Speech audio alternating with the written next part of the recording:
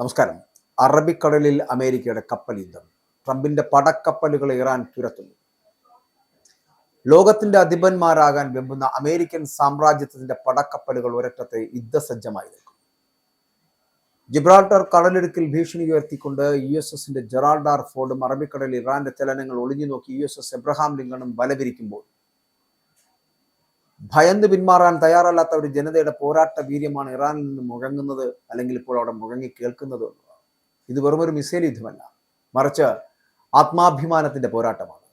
പശ്ചിമേഷ്യയുടെ മണ്ണിൽ തങ്ങളുടെ ആധിപത്യം ഉറപ്പിക്കുവാൻ ഖത്തറിലെയും ബഹ്റിനിലെയും താവളങ്ങളിൽ നിന്ന് സൈനികരെ ഒഴിപ്പിച്ച് അമേരിക്ക തന്ത്രങ്ങൾ മെനയുമ്പോൾ ആ ഭീഷണികൾക്ക് മുന്നിൽ മുട്ടുമടക്കില്ലെന്ന് ഉറക്കെ പ്രഖ്യാപിക്കുകയാണ് ഇറാൻ.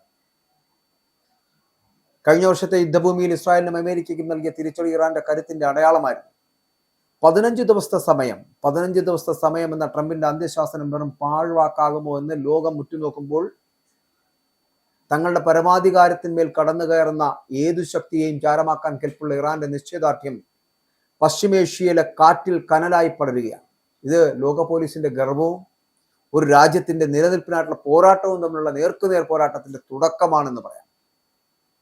ഈ ജിബ്രാൾട്ടർ കടലിടുക്കിൽ വെള്ളിയാഴ്ച പ്രത്യക്ഷപ്പെട്ട USS ജെറാൾഡ് ആർ ഫോർഡ് വെറുമൊരു കപ്പലല്ല, അതൊരു നീങ്ങുന്ന സൈനിക താവളമാണെന്ന് പറയാം.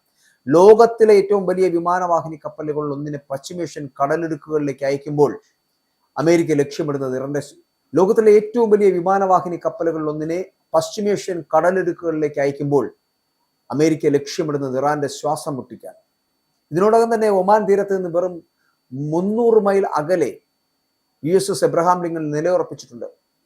അമേരിക്കയുടെ ഈ ഇരട്ട പടകൾ അറബിക്കടലിലും ഹോർമൂസ് കടലിടുക്കിലും ബലവിരിക്കുമ്പോൾ ഇറാന്റെ സമുദ്ര വ്യാപാര പാതകളെ പൂർണ്ണമായിട്ടും നിയന്ത്രിക്കുക എന്ന തന്ത്രമാണ് അണിയറയിൽ ഒരുങ്ങുന്നത്. എന്നാൽ സമുദ്രത്തിലെ ഈ കടന്നുകയറ്റങ്ങളെ നിസ്സാരമായി കാണാൻ ഇറാൻ തയ്യാറല്ല. തങ്ങളുടെ തദ്ദേശീയമായിട്ടുള്ള അന്തർവാഹിനികളും അത്യാധുനിക ഡ്രോണുകളും ഉപയോഗിച്ച് ഏത് നിമിഷവും പ്രത്യാക്രമണം നടത്താൻ ഇറാൻ സൈന്യം സജ്ജമാണ് എന്നതാണ്. സാമ്രാജ്യത്വത്തിന്റെ ഈ കടൽക്കരുത്തിനെ തകർക്കാൻ തങ്ങളുടെ കൈവശമുള്ള ആയുധശേഖരം മതിയെന്നുള്ള ബോധ്യം ഇപ്പോൾ ഇറാനുണ്ട്.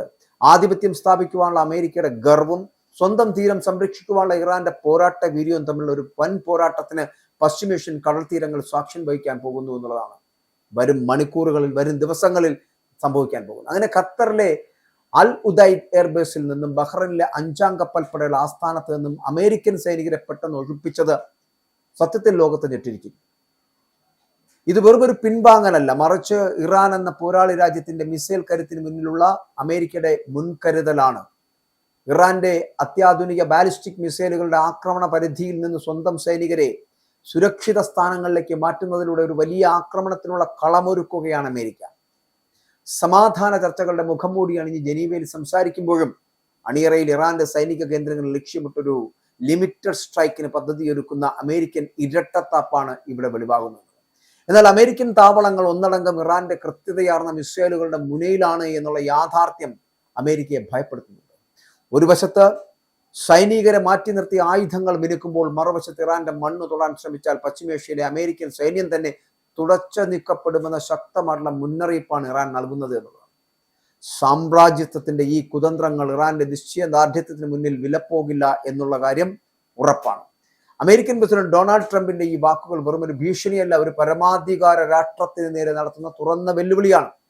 15 ദിവസത്തിനുള്ളിൽ അമേരിക്കയുടെ നിബന്ധനകൾ കീഴടങ്ങണമെന്നും ആണവ കരാറിൽ ഒപ്പിടണമെന്നുമാണ്. അമേരിക്കയുടെ ഹുങ്ക് യുറേനിയം സമ്പുഷ്ടീകരണത്തിന്റെ വെറും ടോക്കൺ അളവ് മാത്രം അനുവദിക്കാമെന്ന അമേരിക്കയുടെ ഏകപക്ഷീയമായിട്ടുള്ള തീരുമാനം ഇറാൻ പുച്ഛിച്ചു തള്ളിക്കഴിഞ്ഞു. സാങ്കേതിക വിദ്യയിലും ശാസ്ത്രത്തിലും തങ്ങൾ കൈവരിച്ച നേട്ടങ്ങളെ തകർക്കാൻ ആരെയും അനുവദിക്കില്ല എന്ന ഉറച്ച നിലപാടിൽ തന്നെയാണ് ഇറാൻ മുന്നോട്ട് പോകുന്നത്. തങ്ങളുടെ ആണവ പദ്ധതികൾ സമാധാനപരമായ ആവശ്യങ്ങൾക്കാണ് എന്നും, എന്നാൽ ഏതെങ്കിലും വിദേശ ശക്തികൾ അതിൽ കടന്നു കയറുവാൻ ശ്രമിച്ചാൽ അവർക്ക് കനത്ത വില നൽകേണ്ടി വരുമെന്നും ഇറാൻ പ്രതിരോധ മന്ത്രാലയം വ്യക്തമാക്കി. ട്രംപിന്റെ അന്ത്യശ്വാസത്തിന് മുന്നിൽ മുട്ടുമടക്കുന്ന പശ്ചിമേഷ്യൻ രാജ്യങ്ങളുടെ പട്ടികയിൽ ഇറാൻ ഉണ്ടാവില്ലെന്ന സത്യം അത് ലോകത്തിന് ബോധ്യമായി കഴിഞ്ഞിരിക്കുന്നു. ഭീഷണിപ്പെടുത്തി കീഴടക്കാമെന്നത് അമേരിക്കയുടെ വ്യാമോഹം മാത്രമാണ് എന്ന് തെളിയിച്ചുകൊണ്ട് ഓരോ ദിവസവും ഇറാന്റെ പ്രതിരോധം കൂടുതൽ കരുത്താർജിക്കുകയാണ്. സാമ്രാജ്യത്വത്തിന്റെ സമ്മർദ്ദ തന്ത്രങ്ങളെ അതിജീവിച്ച് സ്വന്തം മണ്ണിലും നയങ്ങളിലും ഉറച്ചു നിൽക്കുന്ന ഇറാന്റെ ഈ നിശ്ചയദാർഢ്യം അമേരിക്കൻ ആധിപത്യത്തിന് മേൽ ഏൽക്കുന്ന വലിയ പ്രഹരമാണെന്ന് പറയട്ടെ. ഇറാന്റെ ഉള്ളിൽ പ്രതിഷേധങ്ങൾ നടക്കുമ്പോഴും വിദേശ ശക്തികളുടെ ഇടപെടലിനെ രാജ്യം ഒറ്റക്കെട്ടായി എതിർക്കുന്നു എന്നുള്ളതാണ്. കഴിഞ്ഞ വർഷം ഇസ്രായേലുമായി നടന്ന 12 ദിവസത്തെ യുദ്ധത്തിൽ അമേരിക്കയുടെ പിന്തുണയുണ്ടായിട്ടും ഇറാന്റെ ആത്മവീര്യം തകർക്കുവാൻ ആർക്കും കഴിഞ്ഞിട്ടില്ല. ഇന്ന് ജനീവയിലെ ചർച്ചാമേശകളിലും ഇറാന്റെ ഡ്രാഫ്റ്റ് പ്രപ്പോസൽ അമേരിക്കയെ പ്രതിരോധത്തിലാക്കാൻ പോകുന്നതാണ് എന്ന് പറയേണ്ടിയിരിക്കുന്നു. ഒരു യുദ്ധം ആരംഭിച്ചാൽ അത് ഇറാന്റെ അതിർത്തികളിൽ മാത്രമല്ല ഒതുങ്ങി നിൽക്കുക, ആഗോള സാമ്പത്തിക രംഗത്തെയും എണ്ണ വിപണിയെയും അത് ചുറ്റു ചാമ്പലാക്കുമെന്നുള്ള കാര്യത്തിൽ തർക്കമില്ല. ലോകത്തിന്റെ ഊർജ്ജസ്ഥിരയായിട്ടുള്ള ഹോർമൂസ് കടലെടുക്ക് ഇറാൻ അടച്ചാൽ ഇന്ധനവില കുതിച്ചുയരുകയും ആഗോള വിപണി തകരുകയും ചെയ്യും. ഇത് കേവലം രണ്ട് രാജ്യങ്ങൾ തമ്മിലുള്ള യുദ്ധമല്ല, മറിച്ച് ലോകക്രമത്തെ തന്നെ മാറ്റിമറിക്കാൻ പോകുന്ന വൻ പ്രത്യാഘാതങ്ങളുടെ തുടക്കമാണെന്ന് പറയേണ്ടിയിരിക്കുന്നു. അമേരിക്കയുടെ ഭീഷണിക്ക് മുന്നിൽ വിറങ്ങലിച്ചു നിൽക്കുന്ന ഒരു ഭരണകൂടമല്ല ഇന്ന് ഇറാനുള്ളത്. തങ്ങളുടെ സമ്പുഷ്ടീകരണ പ്രക്രിയയും ആണവ സാങ്കേതിക വിദ്യയും രാജ്യത്തിന്റെ അന്തസ്സായി കാണുന്ന അവർ ചെറിയ വിട്ടുവീഴ്ചകൾ എന്ന അമേരിക്കയുടെ ഔദാര്യം പുച്ഛിച്ചു തള്ളുന്നു. വരാനിരിക്കുന്ന 15 ദിവസങ്ങൾ വെറുമൊരു സമയപരിധിയല്ല, അത് അമേരിക്കൻ മേധാവിത്വത്തോടുള്ള ഇറാന്റെ മറുപടിക്കായിട്ട് ലോകം ശ്വാസമടക്കി പിടിച്ച് കാത്തിരിക്കുന്ന നിമിഷങ്ങളാണ്. സമാധാനത്തിന്റെ ഒരു വാതിൽ കൂടി തുറക്കുമോ, അതോ ലോകം ഇതുവരെ കാണാത്ത വലിയൊരു അഗ്നിപരീക്ഷയിലേക്ക് പശ്ചിമേഷ്യ നീങ്ങുമോ? ഇറാൻ സമർപ്പിക്കാൻ പോകുന്ന ഡ്രാഫ്റ്റ് പ്രപ്പോസൽ അമേരിക്കയുടെ ഗർവിനുള്ള മറുപടിയാകുമെന്നുള്ള കാര്യത്തിൽ തർക്കമില്ല, അത് ഉറപ്പാണ്. അടിച്ചമർത്താൻ ശ്രമിക്കും തോറും ആളിപ്പടരുന്ന കനലാണ് ഇറാൻ. ലോക പോലീസിന്റെ ആജ്ഞകൾ മുന്നിൽ മുട്ടുമടക്കാത്ത ഈ പോരാട്ട വീര്യം സാമ്രാജ്യത്വ ശക്തികൾക്ക് കനത്ത മുന്നറിയിപ്പാണ്. വരാനിരിക്കുന്ന 15 ദിവസങ്ങൾ വെറുമൊരു കാലയളവല്ല, അത് ലോകത്തിന്റെ ഭാവി നിശ്ചയിക്കുന്ന അഗ്നിപരീക്ഷയാണ്. ഉപരോധങ്ങൾ കൊണ്ടോ വിമാനവാഹിനി കപ്പലുകൾ കൊണ്ടോ കീഴടക്കാമെന്നത് അമേരിക്കയുടെ വ്യാമോഹം മാത്രമാണ് എന്ന് ചരിത്രം സാക്ഷ്യപ്പെടുത്തുന്നു. സ്വന്തം മണ്ണിലും പരമാധികാരത്തിലും വിട്ടുവീഴ്ച ചെയ്യാത്ത ഇറാന്റെ നിശ്ചയദാർഢ്യം സാമ്രാജ്യത്വ ഭീഷണികൾക്ക് മുന്നിൽ പതറാത്ത ഒരു രാജ്യത്തിന്റെ ആത്മബോധമാണ്. സമാധാനത്തിന്റെ വാതിലുകൾ അമേരിക്ക കൊട്ടിയടച്ചാൽ പശ്ചിമേഷ്യയിൽ അമേരിക്കയുടെ ആധിപത്യത്തിന്റെ അന്ത്യം കുറിക്കുന്ന പോരാട്ടമായിരിക്കും അവിടെ പിറവികൊള്ളുക. ലോകം ശ്വാസമടക്കി പിടിച്ച് നോക്കി നിൽക്കുന്നു.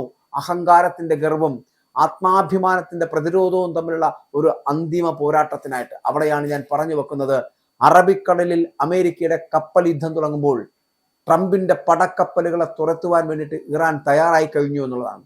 15 ദിവസം അതിനുള്ളിൽ സകലതും സംഭവിക്കും.